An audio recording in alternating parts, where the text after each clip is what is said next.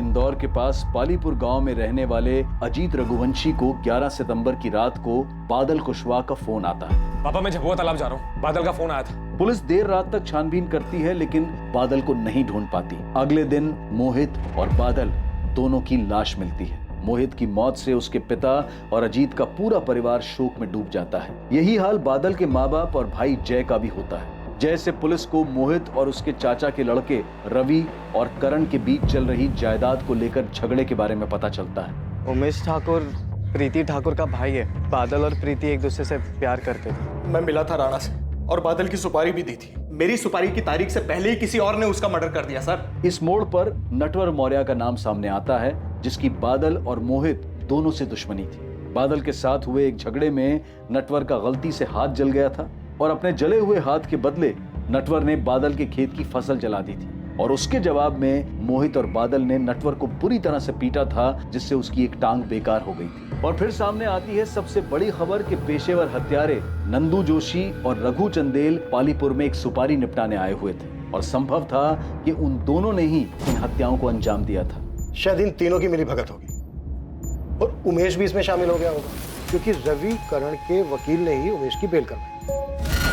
या फिर इस बात के भी पूरे चांसेस हैं कि इन सब ने मिलकर ये चक्रव्यूह रचा।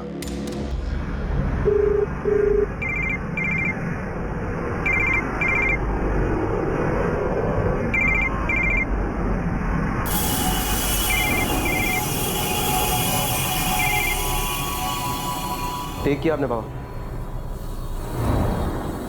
पहले बेटा छोड़ गया, अब भाई दूर होता जा रहा है। आप ऐसा क्यों कह रहे हैं भैया?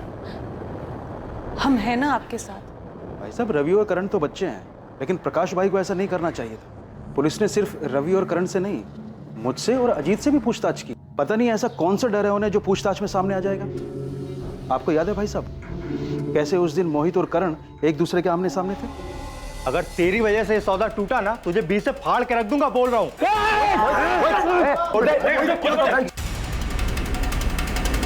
मुझे इसमें मत घसीटिए साहब, मुझे कोई बदला नहीं लेना है, ना मैंने कोई बदला लिया है साहब। मैं समझ चुका हूं साहब, सब कर्मों का फल होता है।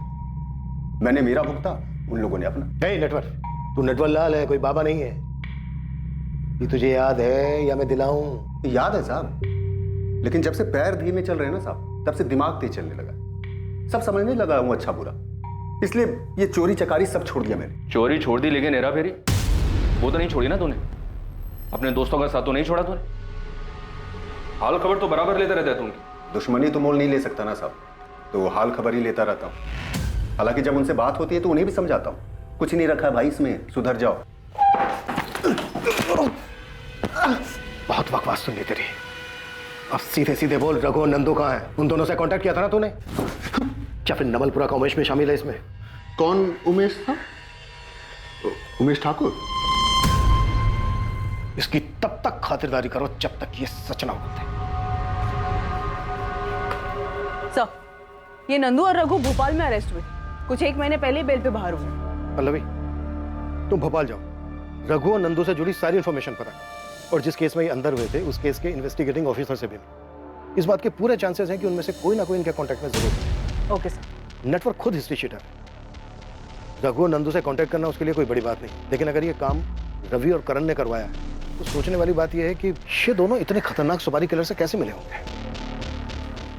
सर, वो अमित तोमर, इन दोनों का एडवोकेट, सर वो एक क्रिमिनल लॉयर है। वो जानता होगा रघु और नंदू को, शायद वहां से मदद मिली हो।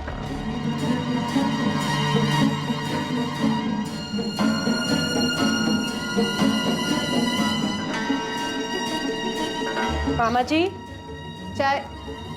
मामा जी आप अभी तक उठे नहीं।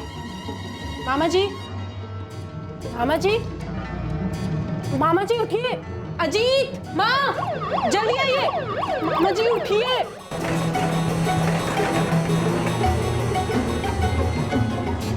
ये अचानक भैया को क्या हो गया? कहाँ लेके गए? माँ जी आप घबराइए मत, मामा जी जल्दी ठीक हो जाएंगे।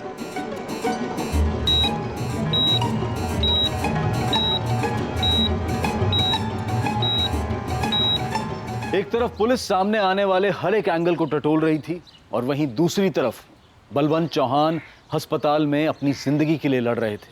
रघुवंशी और चौहान परिवार के लिए घड़ी बहुत मुश्किलों से भरी थी और बादल का परिवार भी कई मुसीबतों से संघर्ष कर रहा था। हम बहुत परेशान हैं गुप्ता जी, अगली किस्त के लिए कुछ तो मोहलत दीजिए। पिछली 4 किस्तें भी बाकी हैं। बादल ने कहा था कि 1 हफ्ते के अंदर सारी किस्तें चुका देगा। लेकिन आपको पता है ना बादल के साथ क्या हुआ। हम अभी भी उस दुख से इसीलिए हम इतने दिन रुके रहे, लेकिन अब और नहीं रुक सकते। पिछली बार भी जब आपके खेत में आग लगी थी तब हमने सब्र किया था ना। अब आपकी मुसीबत देखने जाऊंगा ना तो मैं खुद मुसीबत में आ जाऊंगा। गुप्ता जी मैं आपके पैर छूता हूं। देखिए विनायक जी प्लीज, इन सब से कोई फायदा नहीं है। मेरे हाथ से चीजें निकल चुकी हैं। मुझे खेत से ट्रैक्टर ले जाना है, प्लीज चाबी दीजिए। दीजिए प्लीज। दे दे बेटा, दे दे।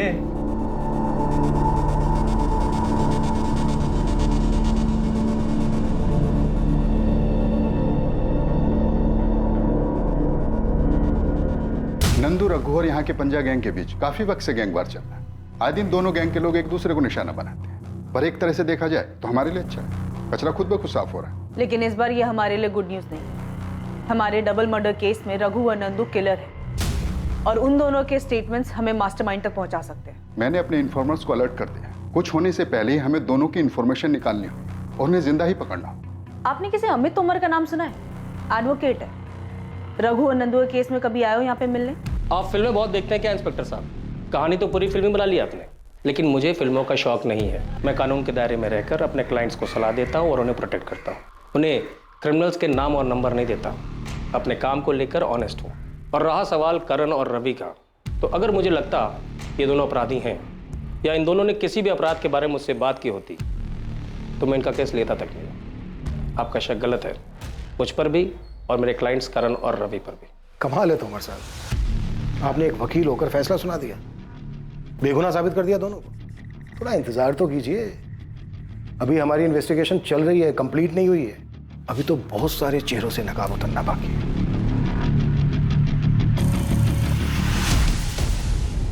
सुपारी किलर्स?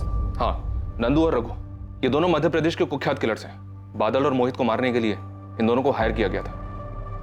10 से 12 सितंबर के बीच ये दोनों यहीं पालीपुर की एक लॉज में रुके थे। पर सर मेरा भाई बहुत ही सीधा लड़का था। उसने किसी का क्या बिगाड़ा था जो कोई इतने खतरनाक लोगों को उसे मारने के लिए भेजेगा? बस करो अजीत, मोहित कोई बच्चा नहीं था और उसी ने बादल को बिगाड़ा था। और सर बादल ऐसा था ही नहीं कि वो किसी शादीशुदा लड़की को लॉज में मिलने बुलाए। मोहित ही उसको बहकाते रहता था, प्यार के किस्से सुना सुना कर उसका दिमाग खराब करता रहता था ताकि वो प्रीति से मिलता रहे। और अब पता चल रहा है कि मोहित की किसी से दुश्मनी थी जिसकी वजह से मेरा भाई मारा गया। जैब तू चुप हो जा, मेरा मुंह मत खुलवा। तेरा भाई भी कोई दूध का धुला नहीं था। नेटवर्क की टांग किसने तोड़ी थी? और मेरे भाई को भड़काया किसने था नेटवर्क की टांग तोड़ने के लिए? तुम्हारे भाई मोहित ने। तुम्हारे साले को छोड़ना मत। ओ साहब, कब तक यूं ही बैठा के रखोगे? बोला ना कुछ नहीं किया साहब। साहब मेरी बात सुनो, मैंने कब का ये बुरे काम छोड़ दिए? चुप करना, जाके बैठ जाओ पे। ओ साहब, बड़े साहब से बात करो ना। बोलो ना, चुपचाप बैठ। ओ साहब, साहब मेरी बात तो सुनो साहब। ओ साहब, बलवंत भैया ने अपना बेटा खोया है। कैसे भूल रहे हैं आप कि मोहित अब वापस नहीं आएगा?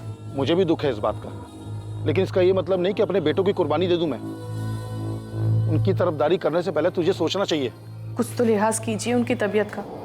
बलवंत भैया अस्पताल में है, बेटा तो खो ही चुके हैं और अब भाई भी उनका साथ नहीं दे रहा, तो उनकी सांसें भी उनका साथ छोड़ रही हैं।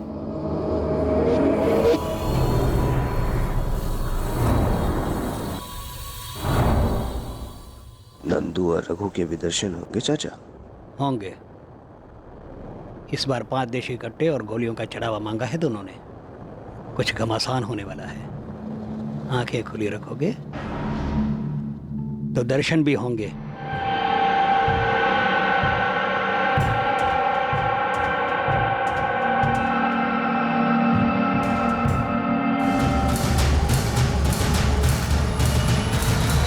रवि, करण, उमेश और दीपक सब पर वॉच रखे हुए हैं सर। और सर हमने इन चारों के कॉल रिकॉर्ड्स भी बारीकी से स्कैन किए, लेकिन हमें कोई भी ऐसा सस्पिशियस नंबर नहीं मिला जो कि रघु, नंदू या फिर हमारे डेटा में मौजूद किसी सुपारी किलर का हो। और नटवर भी अपनी बात पे अड़ा है। सर कांस्टेबल गिरधर को भी नटवर और उसके पुराने कॉन्टैक्ट्स की खबर निकालने के लिए काम पर लगा दिया। ये रहा मेरा इक्का। दीपक तू तो गया। ये मेरा पास। ये पंच।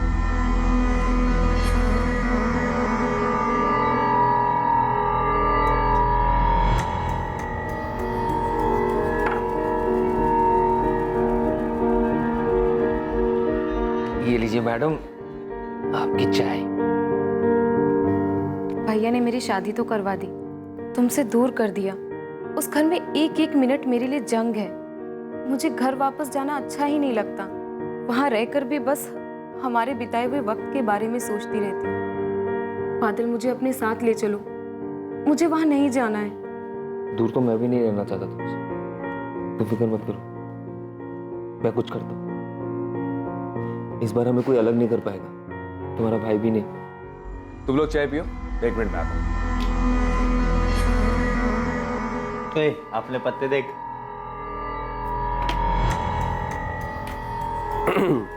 भाभी,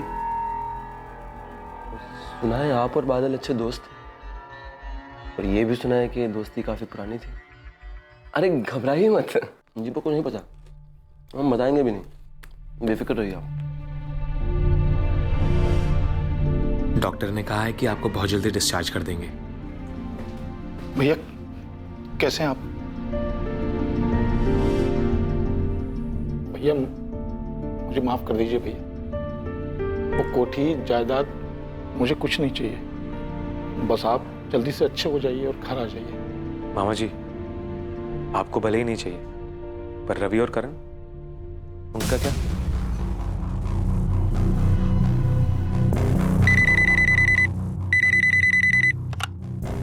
हेलो। ये तो हद ही हो गई सर, पहले आप हमारे पीछे पड़े थे, अब हमारे वकील साहब पर भी शक कर रहे हैं। शक करना पेशा है हमारा। सच निकालने के लिए पहले हम शक करते हैं, फिर समझाते हैं, और अगर कोई नहीं समझे ना तो तबीयत से कुटाई करते हैं। एक्यूज बच नहीं सकता हमसे, चाहे वो कितने भी दूर छुपा। सर कहीं ऐसा ना हो कि अक्यूज्ड आपके सामने ही बैठा हो और आप दूर ही देखते रह जाएं। जो भी बोलना है खुल के बोल। अजीत रघुवंशी आपके नजदीक ही है सर। मोहित का कजन? हाँ सर, वही एक लौता अजीत रघुवंशी। और उससे तुम्हारी क्या दुश्मनी है जो उसका नाम ले रहे हो? कोई दुश्मनी नहीं है सर, पर आपकी उससे खास दोस्ती हो गई है। सवाल तक नहीं कर रहे आप लोग, शक की सुई तो घुमाइए उसकी तरफ। कुल्हाड़ी पर पैर मारने का शौक है तुम्हें रवि? अच्छा खासा ध्यान हटाता तुम लोगों पर से। पुलिस को दोबारा ऐसे मत छेड़ना, तकलीफ हो सकती है तुम दोनों को। सर, अजीत का नाम सिर्फ हमें भटकाने के लिए लिया जा रहा है। मुझे भी ऐसा ही लग रहा है पल्लवी, लेकिन एक बात तो है, अजीत ने खुद सामने से आकर हमें कोई बात नहीं बताई। ना तो जमीन जायदाद को लेकर झगड़े के बारे में, ना ही नेटवर्क के साथ हुए झगड़े के बारे में। तो ऐसा तो नहीं है कि ये जानबूझकर अनजान बन रहा है।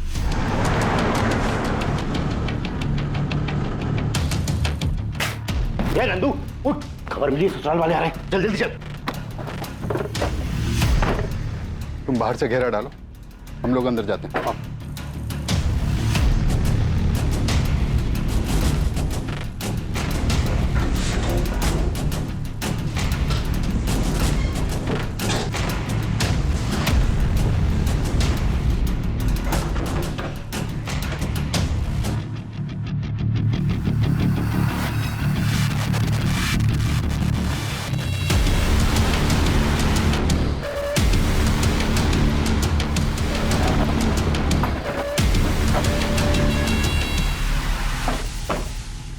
मैं बलवंत जी से मिलता हूँ, तुम आसपास पूछताछ करो।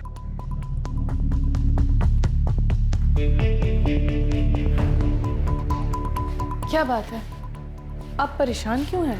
पुलिस आई है, बलवंत भाई साहब से अकेले में पूछना है उन्हें, हमारे सामने नहीं। पर ऐसी कौन सी बात है जो वो हमारे सामने नहीं कर सकते?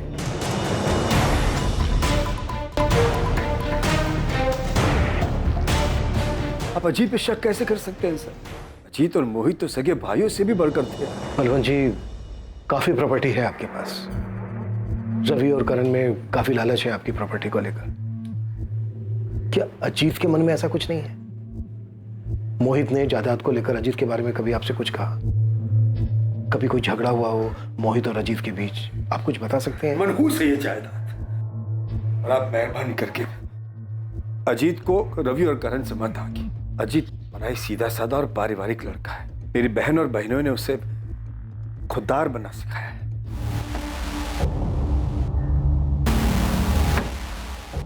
कुछ मिला? तो ये अजीत इंसान है या फरिश्ता? लोग भगवान में भी बुराई ढूंढ लेते हैं, लेकिन इस अजीत की कोई बुराई नहीं कर रहा है। लेकिन फिर भी मैंने गिरधर को बोला है अजीत की दुकान के आसपास बात करने के लिए।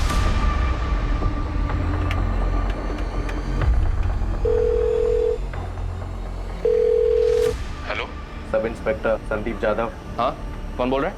आपका शुभ चिंतक, जिसे आप और कानून दोनों पर भरोसा। मेरे पास एक इंफॉर्मेशन है, मोहित चौहान के केस में आपके काम आएगी। कॉलर ने कुछ नाम बताया अपना? शुभ चिंतक और कानून पर भरोसा रखने वाला। मोहित और शिखा के बीच तलाशी है। उनके बीच में एक ऐसा रिश्ता है जो दुनिया से छुपा हुआ है। तुम्हें कैसे पता? कोई सबूत है तुम्हारे पास? मैंने कहा ना, मुझे आप पे भरोसा है, आप खुद ही ढूंढ लेंगे।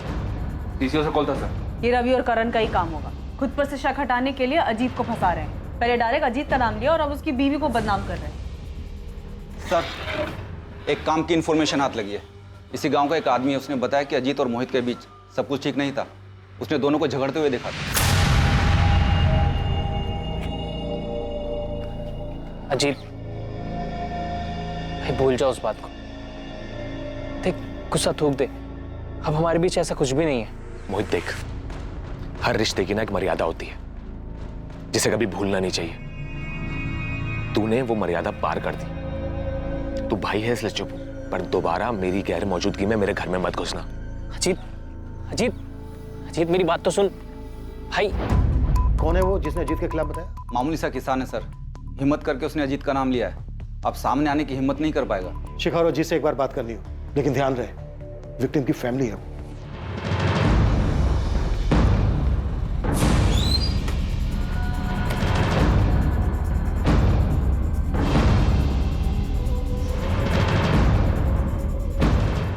सर, आप लोग शिखा को ऐसे कैसे उठा के ले आए? सच जानने, और वो हम जान चुके हैं जो अब तक तुमने हमसे छुपाया। सच तो हम जान चुके हैं शिखा, बस तुम्हारे मुंह से सुनना है। बताओ। माँ, माँ, माँ, माँ किधर है? पिताजी के साथ मंदिर गई। और अजीत, वो तो दुकान पर होगा ना? मतलब घर पर कोई नहीं? नहीं, मैं अकेली।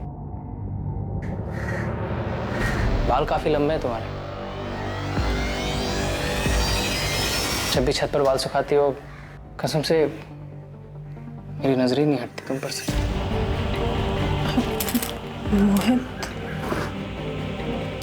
भोली मत बनो। देखा है मैंने, हमेशा मेरे वर्जिश के वक्त ही तुम बाल सुखाने आती हो। छुप छुप कर देखती हो मुझे। मुझे अच्छे से पता है तुम्हें क्या चाहिए। और अगर मेरा छूना तुम्हें इतना ही बुरा लग रहा है तो ठीक है, तुम जा सकते हो।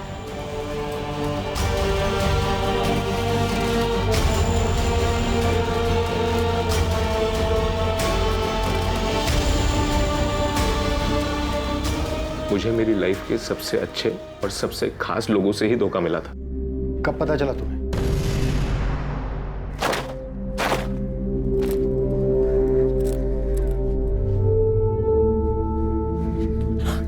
अरे मोहित, क्या कर रहे हो? अभी तो 10 मिनट ही हुए हैं सबको गए हुए, और वैसे भी आज शाम तक कोई नहीं आने वाला है।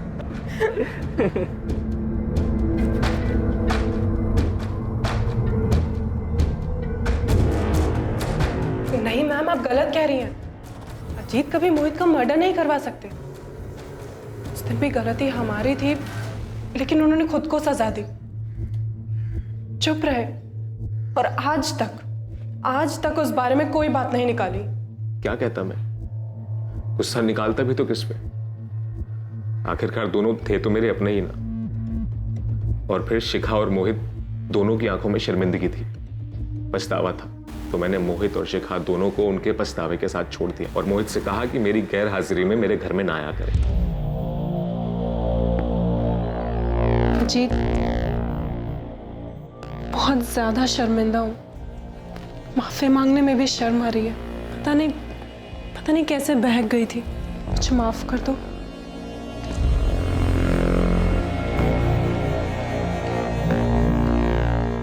दोनों को माफ कर चुका था मैं। माफ कर दिया था या फिर किस्सा जड़ से खत्म करने का मौका देख रहे थे? आपको लगता है कि मेरे भाई को मैंने मारा है तो चढ़ा दीजिए सूली पे, लेकिन जिन बातों को मैं भूल चुका हूं ना उन्हें याद करूंगा और ना इस बारे में कोई सफाई पेश करूंगा।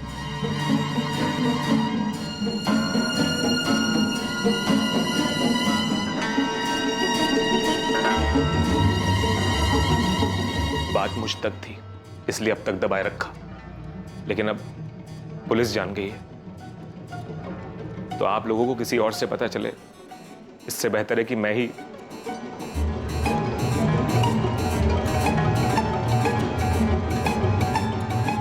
बहुत बढ़िया, मतलब आज रात को एक्शन होगा। एक्शन के लिए तैयार है ना?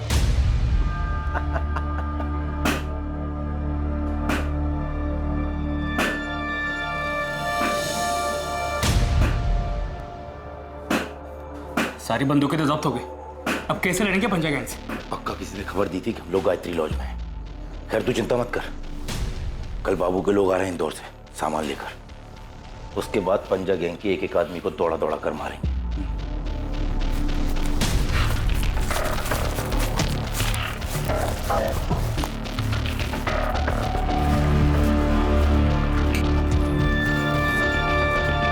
खिड़की पे जाकर देख, आराम से आराम से।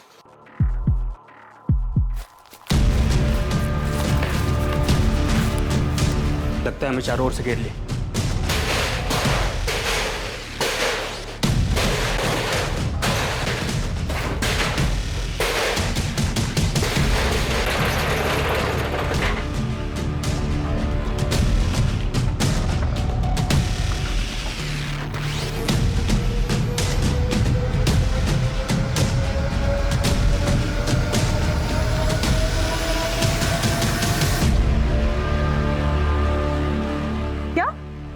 नंदू मारा गया?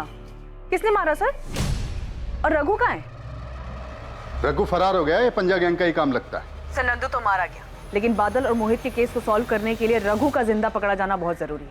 सर आपने गायत्री लॉज में जो छापा मारा था रघु और नंदू को पकड़ने के लिए, वहाँ आपको जो सीसीटीवी मिला है उसके फुटेज को स्कैन करना पड़ेगा, शायद उससे हमें कोई लीड मिल जाए। पल्लवी फुटेज आ गए। नंदू और रघु 10 दिन से गायत्री लॉज में रह रहे थे। काफी सारे फुटेज मैं भिजवाता हूँ।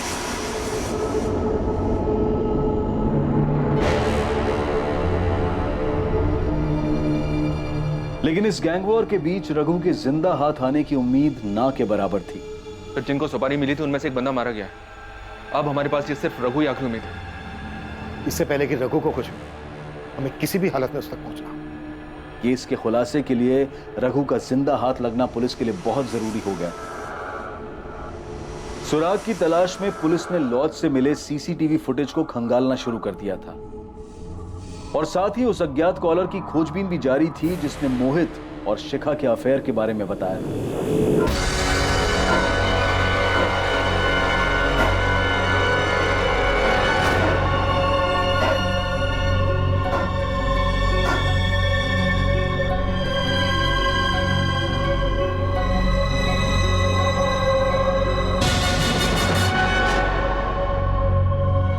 केस से जुड़े सभी संदिग्धों पर कड़ी नजर रखी जा रही थी। सर, भोपाल के गायत्री लॉज में जहां रघु और नंदू रुके थे, उसके सीसीटीवी फुटेज में एक अजीब बात नजर आ रही है।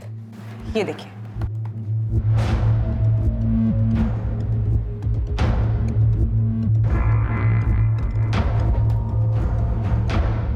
ये तो बादल है, ये अपने किलर से मिल रहा है। शायद बादल ने सुपारी दी। तो फिर खुद बादल क्यों मारा गया? और ये बादल रघु को कैसे जानता था?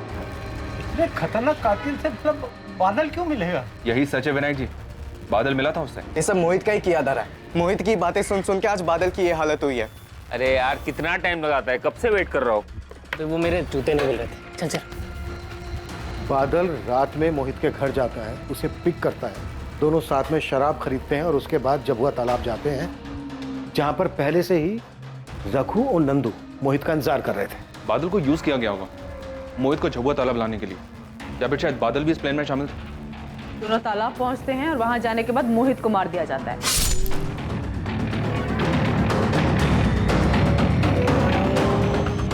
और इस मर्डर के पीछे जो कोई भी है वो बादल को डबल क्रॉस करता है और सुपारी किलर से उसे भी मरवा देता है।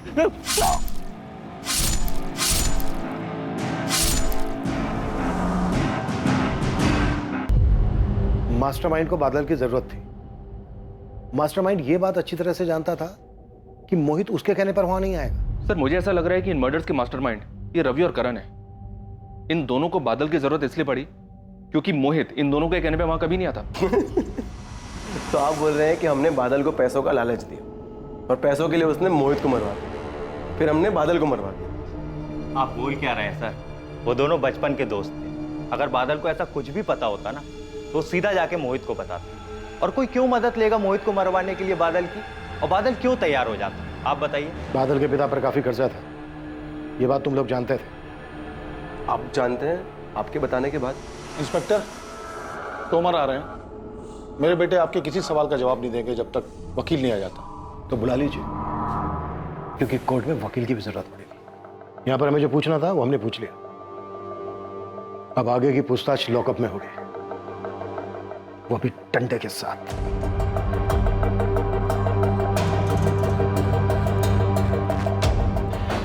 मुझे रवि और करण के हर मोमेंट की इंफॉर्मेशन चाहिए चाहता हूं। जरूरत पड़े तो और आदमियों को भी लगा दो काम पर, और अर्जेंट में दोनों के कॉल रिकॉर्ड्स में निकलवाओ। अल्लाह भाई, रघु पर क्या अपडेट है? सर, मेरी भोपाल पुलिस से बात हुई है, वो लोग काम पे लगे हुए हैं। मैं भी बात करता हूं उनसे। हमें किसी भी कीमत पर ये रघु चाहिए।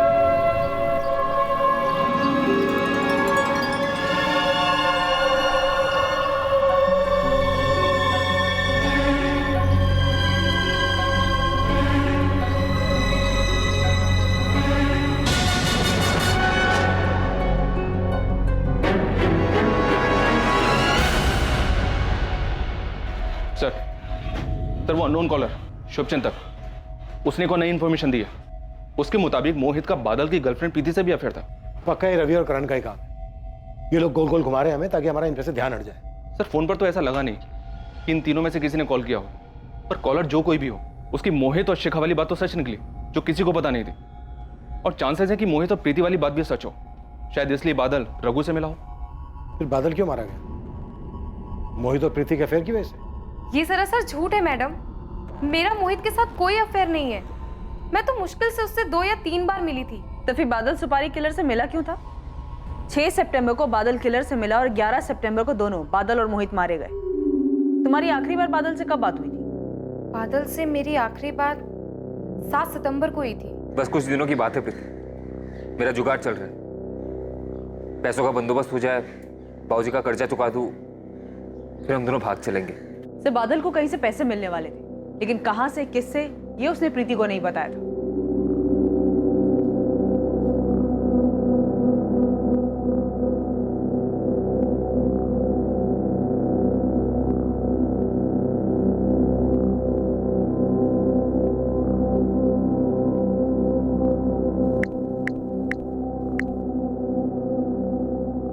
भाई साहब, नटवर बोल रहा हूँ। हाँ बोलो।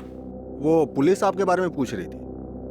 उन लोगों ने बहुत मारा भाई साहब, लेकिन मैंने उन्हें कुछ नहीं बताया कि बादल का खेत जलाने को आपने कहा है। पिछली बार आपने पैसे दिए थे, उससे तो पैर टूटने की भरपाई हो गई। लेकिन भाई साहब, पिछले 1 हफ्ते से आपका नाम नहीं बताने की वजह से पूरा शरीर तोड़वा कर आ रहा हूं। अब इसका डबल बोनस तो बनता है ना भाई साहब। कब लेने आऊं भाई साहब?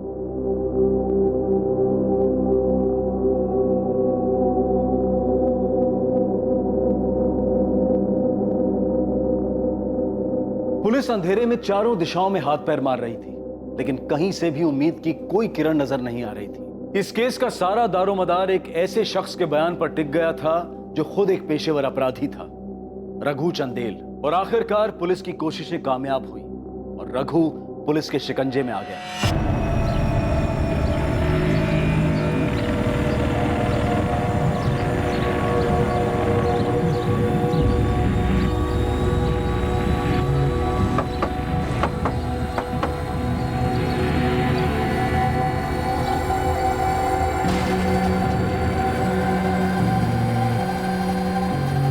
ये है custody transfer paper. Bhopal police से बात हो चुकी है, रघु को जल्द से जल्द देकर आओ। हाँ तोमर साहब बोलिए। आपसे कुछ बात करनी थी, कब मिल सकते हैं? हाँ गिरधर बोलो। नाम क्या उस अज्ञात कॉलर का? मोहित ने जो कुछ किया उसके लिए मैं माफी मांगता हूँ। मामा जी, आपको शर्मिंदा होने की कोई जरूरत नहीं, गलती आपकी नहीं थी।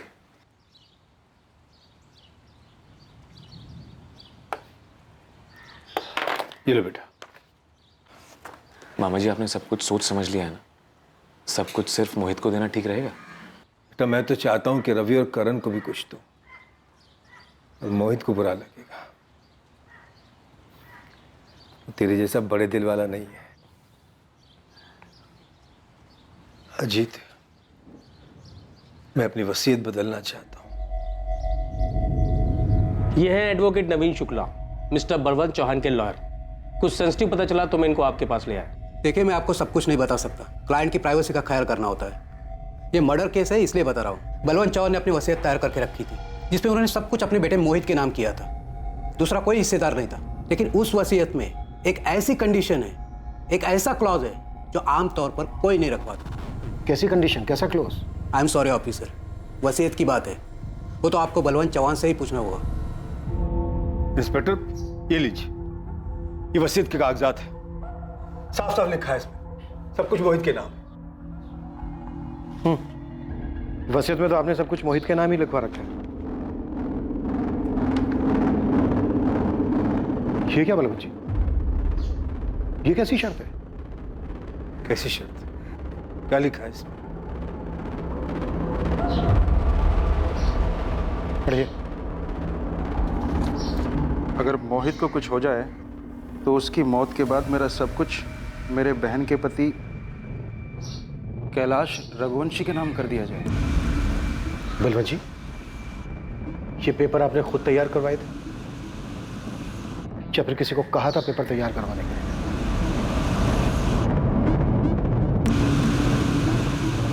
सर, क्या पूछना है मुझसे? क्या काम है, बताइए ना।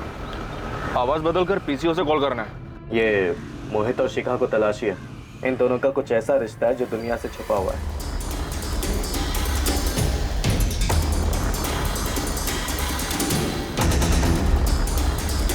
सर, क्या पूछना है मुझसे? क्या काम है, बताइए ना। आवाज बदलकर पीसीओ से कॉल करना है। ये मोहित और शिखा को तलाशी है। इन दोनों का कुछ ऐसा रिश्ता है जो दुनिया से छुपा हुआ है।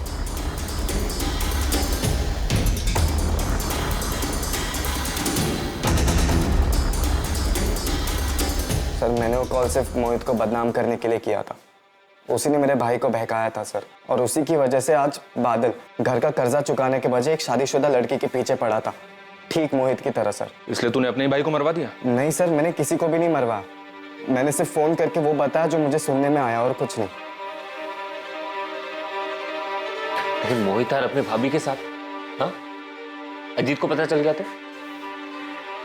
अब सोच के थोड़ी ना किया था, बस हो गया। प्यार तो ऐसे ही होता है ना। और तू अपना देख, प्रीति भी तो शादीशुदा है। सर, मैं चाहता था कि मेरा नाम सामने ना आए, इसलिए मैंने छुपकर पीसीओ से फोन किया। फिर प्रीति और मोहित का अफेयर, वो कहाँ सुना तूने? प्रीति ने तो नकार दिया। सर, प्रीति अपने शादी के बाद भी अपने पति को धोखा दे रही थी। कल जाके सर वो मेरे भाई को भी धोखा दे सकती थी। मैं चाहता था उसका भी नाम उछले, उसकी भी बदनामी हो, इसलिए मैंने दूसरा कॉल किया और मोहित और प्रीति की कहानी सुनाई। अपनी कहानी सुनाना बंद कर और हमें ये बता, मोहित और बादल के मर्डर के बारे में क्या जानता है तू?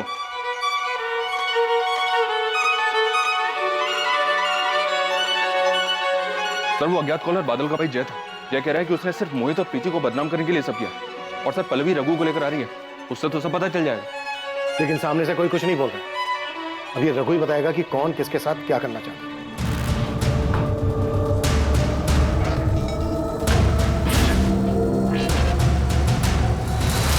पर अजीत ने वसीयत में ऐसा क्यों लिखवाया? कोई और बात नहीं थी, सिर्फ सेफ्टी के लिए लिखवाया था पापा का नाम। तो फिर ये बात बलवंत जी से क्यों छुपाई? क्योंकि तूने कभी माफ नहीं कर पाया। तू अच्छी तरह से जानता था कि शिखा तुझसे ज्यादा मोहित को पसंद करती थी, और तू देखने के अलावा और कुछ नहीं कर सकता था। कोई पछतावा नहीं था उन दोनों को। हाँ, नहीं माफ कर पाया उन्हें मैं। कैसे माफ करता? मेरे मना करने के बाद भी मिलते थे, बार बार मिलते थे। कैसे बर्दाश्त करता? मेरा भाई, मेरी बीवी मेरे ही पीठ में बार बार खंजर घोंप रहे थे, और रही कहीं कसर इस बलवंत मामा ने पूरी कर दी। मुंह से बेटा बेटा बोलते थे, दिल से कभी माना ही नहीं बेटा। तो मैं तो चाहता हूं कि रवि और करण को भी कुछ दो, और मोहित को बुरा लगेगा। मामा जी ने सब कुछ मोहित को दे दिया, मेरा जिक्र तक नहीं किया। और वही बेटा मेरी ही बीवी के साथ, सबने मुझे समझ क्या रखा है? सारी कुर्बानियां मैं ही दूं? मेरी मां ने मेरे हिस्से का आधा प्यार मोहित को दे दिया, उसका कोई बोल नहीं। मैंने हमेशा उसे छोटे भाई की तरह संभाला, उसका कुछ नहीं। मोहित को कैसे मारा और बादल रघु तक कैसे पहुंचा? हाँ गुप्ता जी, आपको सारी किस्त मिल जाएगी। अब मुझे कुछ और वक्त चाहिए। हाँ वो क्या है ना, कुछ महीने पहले मेरा खेत जल गया था तो इसलिए। हाँ मैं करता हूँ। हाँ मैं जल्द से जल्द करता हूँ। हाँ। क्या हुआ, नहीं माने बैंक वाले? नहीं यार, 5 लाख का कर्जा है ना? हाँ। इतना तो मोहित से मांग सकता है। नहीं, दोस्ती के बीच में पैसा नहीं लाना मुझे। तो मैं एक जुगाड़ बताऊं, 5 लाख कमाने का। कैसा जुगाड़? कल मिल मुझसे। कहाँ?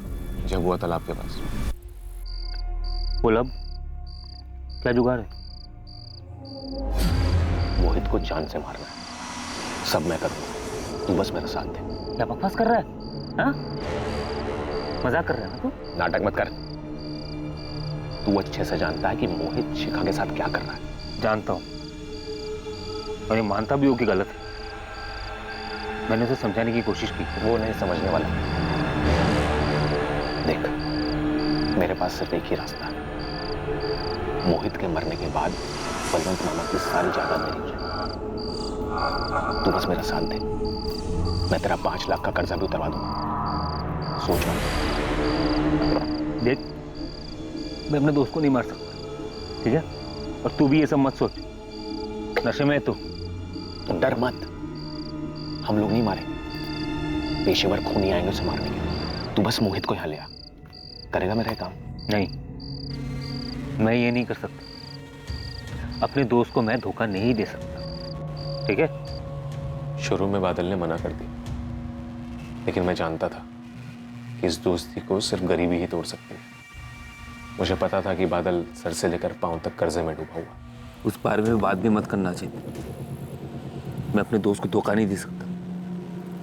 देख, मुझे तो मेरे भाई, पत्नी, सबने धोखा दिया। तो दोस्त क्या चीज है? और कल को अगर तेरा बाप कर्जे में मर गया तो अचार डालेगा दोस्ती का। मोहित सिर्फ अपना फायदा देखता है, तू अपना फायदा देख। चल, 7 लाख दूंगा तुझे, बोल। देख, अब तू सोचने लगा। चल, तेरे लिए 8 लाख। कर्जा चुकाने के बाद भी 3 लाख बचेंगे तेरे पास। सोच के बताना।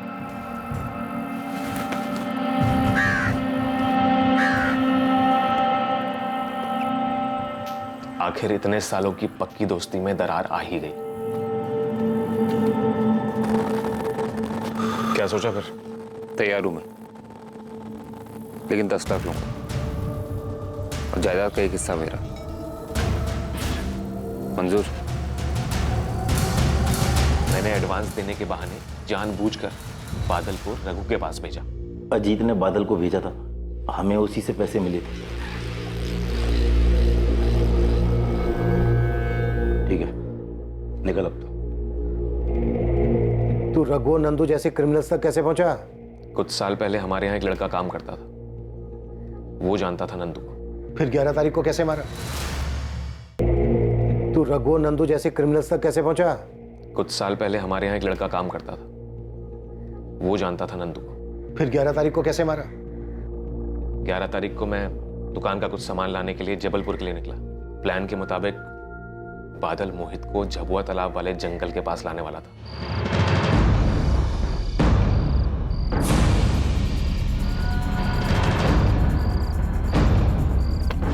बादल, ये कौन सी जगह है? चल तो सही।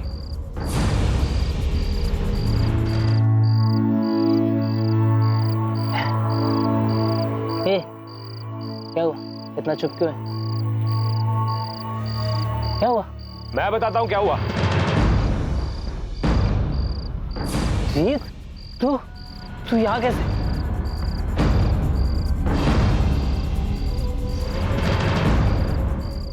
हे है अजीत, क्या है ये सब? है, भाई हूं मैं तेरा। और शिखा तेरी भाभी है। समझाया था तुझे, हर रिश्ते की एक मर्यादा होती है, उसे पार नहीं करना चाहिए। तुझे ऐसा नहीं करना चाहिए, और मेरे साथ तो बिल्कुल भी नहीं। बादल, समझाना इसे, कुछ भी बोल रहा है। हे भाई अजीत, कसम से ऐसा फिर से कभी नहीं होगा। बादल, बोलना इसको कुछ भी। बादल, बादल, बादल।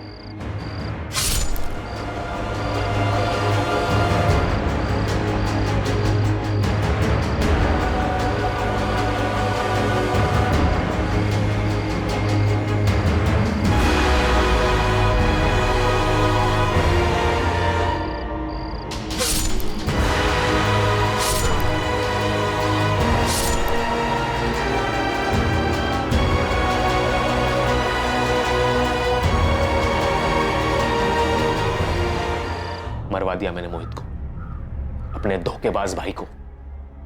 रिश्तों की मर्यादा कुचल दी थी उसने, अब उसका मरना जरूरी था। बादल को क्यों मारा?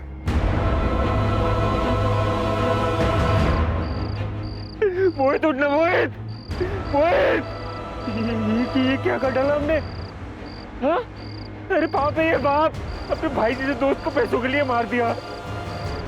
कुछ बोल दूंगा, मुझे नहीं चाहिए पैसे, मैं अपना गुनाह कबूल कर लूंगा। मोहित उठना, मोहित, मोहित,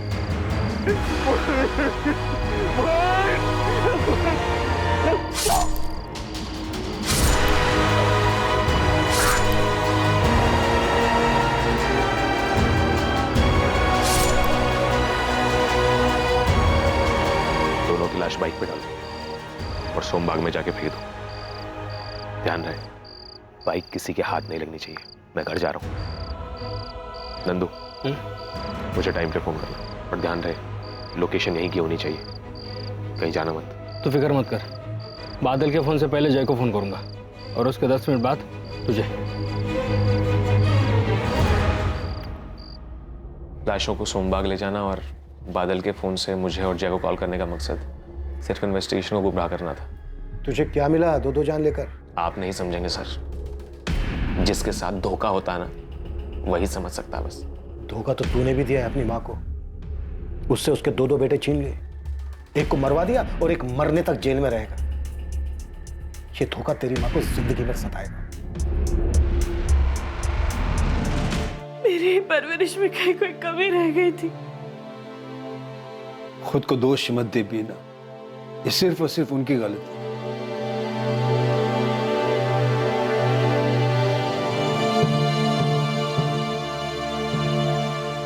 उमेश, देख प्रीति तो कुछ बता नहीं रही है। तू जानता है तो सच बता, क्या प्रीति का उस लड़के से अफेयर था?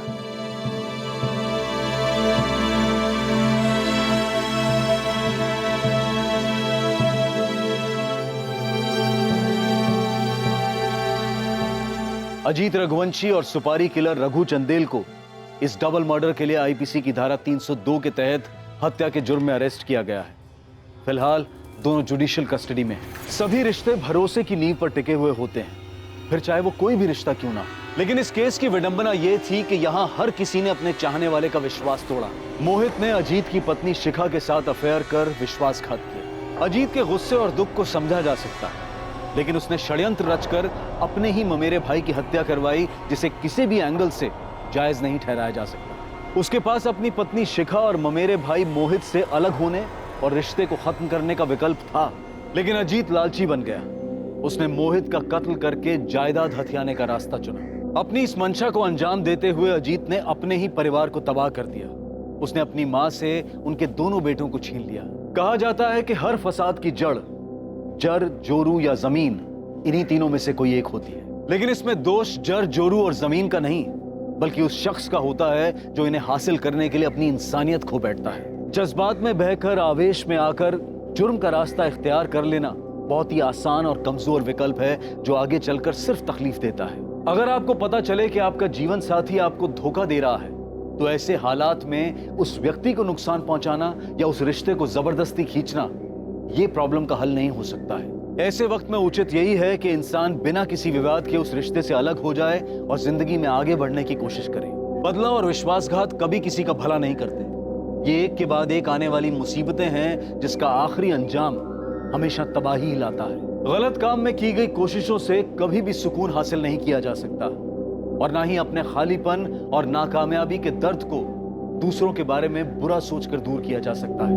अब मैं अनूप सोनी आपसे विदा लेता हूं। फिर मुलाकात होगी कल रात 11 बजे एक और नए केस के साथ। और याद रखें, क्राइम और आपके बीच में सिर्फ इतना फर्क है कि आप कितने सतर्क हैं। सतर्क रहें, सुरक्षित रहें।